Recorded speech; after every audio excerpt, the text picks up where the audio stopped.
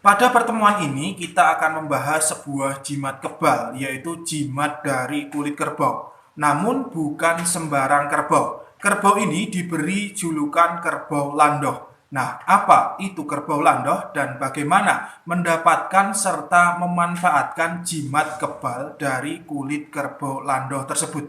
Mari kita bahas.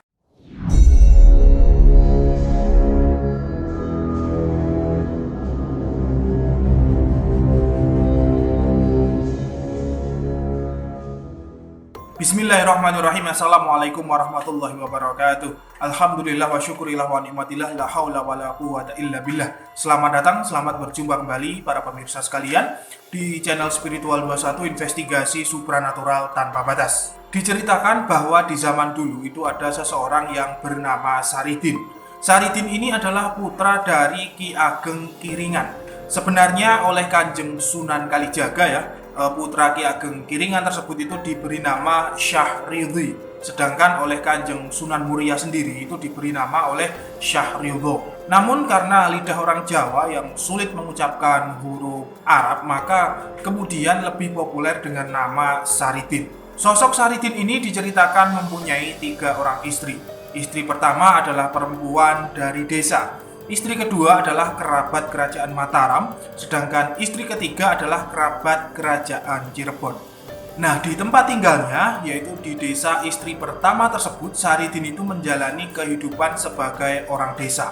Dalam kesehariannya itu, Saridin itu beserta istrinya merawat seekor kerbau. Namun kerbau yang dirawat Saridin tersebut agak sedikit aneh pemirsa. Tidak seperti kerbau pada umumnya, yaitu kerbau itu mempunyai tanduk yang melengkung ke bawah sehingga mengganggu ketika kerbau tersebut hendak memakan rumput. Walaupun Saridin ini orang desa, namun dia itu terkenal akan kesaktiannya. Sebagian dari kesaktian yang dia miliki yaitu memiliki ajian pecah raga. Ajian pecah raga itu adalah salah satu ilmu gaib tingkat tinggi yang bisa menjadikan wujud seseorang menjadi lebih dari satu dan berada dalam satu tempat secara bersamaan. Contohnya seperti ini, si A di hari dan jam tertentu itu mengisi pengajian ya. Kemudian di hari dan di jam yang sama, si A ini juga berada di rumah dan menerima tamu. Singkat cerita, ketika beliau Saridin ini meninggal dunia, maka diadakanlah sebuah selamatan dan sang istri itu bermaksud menyembelih kerbau yang bentuknya itu agak aneh tersebut. Namun malamnya, kerbau itu ternyata tidak mempan oleh sembarang jenis senjata tajam. Sudah dicoba dengan berbagai pisau ataupun senjata apapun, tetap saja kerbau itu tidak bisa disembelih pemirsa. Akhirnya baru kerbau itu bisa disembelih setelah menggunakan sebuah pusaka itu yang bernama trek ganjing, yang ternyata memang sudah dipersiapkan Saridin jauh-jauh hari sebelumnya. Setelah kerbau itu dipotong, kemudian dagingnya itu dibagi-bagikan kepada para tetangganya. Seperti pada umumnya selamatan di desa-desa ya, biasanya membagikan mungkin daging sapi atau daging kerbau, atau mungkin juga daging ayam beserta nasi dan lauk pauknya. Pada saat itu ada seorang kusir Dilman itu yang meminta bagian potongan kulit kerbau tersebut itu untuk dijadikan kemben atau biasa kita sebut sabuk pada kuda Dilman yang dimilikinya. Namun begitu diberi kemben dari kulit kerbau tersebut, kudanya itu malah mengamuk dan berubah menjadi sangat binal. Untuk menghentikan kebinalan kuda itu sudah ditempuh berbagai cara, namun selalu saja gagal pemirsa.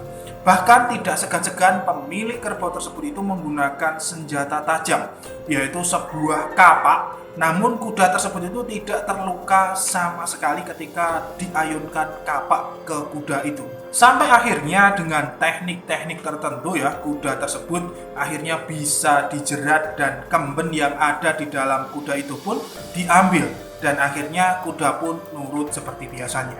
Dari kejadian itulah akhirnya terkuaklah dan tersebarlah berita bahwa kulit kerbau dari Saridin tersebut memiliki tuah kekebalan. Kemudian oleh istri kedua Saridin, sebagian kulit tersebut itu dibawa ke Mataram dan sebagiannya lagi dibawa istri ketiga itu ke Cirebon. Akhirnya sampai sekarang terkenallah kulit tersebut dan orang-orang itu sering menyebutnya dengan jimat lulang kebo landok atau jimat kulit kerbau landok. Seseorang yang memiliki jimat kulit kerbau landok tersebut walau hanya sedikit saja ya, maka apabila dibawa atau dipegang, orang tersebut akan memiliki kesaktian yang cukup bagus dan sangat luar biasa. Badannya itu akan kebal dari segala jenis senjata apapun, baik itu bacok, iris, bahkan peluru itu tidak bisa melukai kulit orang yang membawa jimat ini. Bukan hanya itu saja, energi gaib dari kulit kerbau landok tersebut bisa ditransfer ke kulit kerbau biasa dengan khasiat yang sama, yaitu untuk kekebalan. Namun kekuatan transferan tersebut hanya bertahan beberapa hari saja pemirsa. Selain mempunyai daya energi kekebalan, kulit kerbau landok tersebut juga memancarkan getaran gaib yang menyebabkan orang yang berniat jahat itu menjadi luluh pemirsa. Ada suatu kisah mengenai hal ini, yaitu pada suatu hari ada kekisruhan di kantor kepala desa di daerah Pati. Seorang kepala desa itu didatangi dan didemo massa yang cukup banyak. Akhirnya ada seseorang yang meredakan massa tersebut itu hanya dengan menaruh kulit kerbau landok pada pagar pembatas. Dan tidak beberapa lama massa pun bubar reda dengan sendirinya. Untuk memiliki jimat kulit kerbau landok ini saat ini cukup sulit pemirsa, karena tidak sembarang orang itu memilikinya. Biasanya orang yang memiliki jimat ini akan disembunyikannya dan tidak dipublikasikan kepada siapapun. Selain itu juga tidak diperjualbelikan, karena orang yang memegang jimat ini ada faktor kecocokan pemirsa. Kalau tidak cocok, jimat tersebut tidak akan mau dimiliki dan dirawat, serta akan kembali kepada pemiliknya yang cocok. Misalnya si A itu memiliki jimat kulit kerbau landok, lalu datang si B itu untuk membeli jimat tersebut dengan harga yang sangat mahal. Kemudian jimat tersebut dibawa pulang ya, maka kalau tidak ada kecocokan, jimat tersebut akan kembali kepada pemiliknya semula, yaitu si A tersebut. Maka dari itu tidak banyak yang mempublikasikan jimat ini, bahkan tidak mau memperlihatkannya kepada sembarang orang pemirsa. Mengenai jimat ini, menurut keterangan bahwa semakin besar ukuran jimat atau ukuran kulit ini, dan semakin banyak bulunya, maka semakin kuat daya kesaktiannya. Bagi seseorang yang memiliki jimat ini, cara memanfaatkannya cukup mudah, tinggal dibawa atau ditaruh di tempat yang dikehendaki. Maka daya kesaktiannya itu sudah otomatis terpancar. Namun ada perawatan khusus yang memang harus dilakukan oleh pemilik jimat kulit kerbau landok ini, yaitu setiap malam Jumat Wage itu harus diberikan rumput yang ditaruh pada gelas. Rumputnya pun bukan sembarangan, yaitu harus rumput gerinting. Hal ini bertujuan itu untuk memberi makan khotam penghuni kulit kerbau landok tersebut. Hati-hati bagi Anda yang ditawari jimat ini dengan harga yang sangat mahal, karena saat ini banyak tiruan ataupun duplikasi yang dibuat oleh para oknum yang tidak bertanggung jawab. Tujuannya tidak lain tidak bukan untuk menipu seseorang dan mengeruk keuntungan finansial pribadi. Sekali lagi, berhati-hatilah. Saya Patih Nur Alam undur diri, kurang lebihnya mohon maaf. Subhanakallahumma wa bihamdika, asyhadu an la ilaha illa anta astaghfiruka wa atubu ilaik. Alhamdulillahirabbil alamin wa billahi taufiq wal hidayah wa ridha wal inayah. Wassalamualaikum warahmatullahi wabarakatuh. Salam spiritual.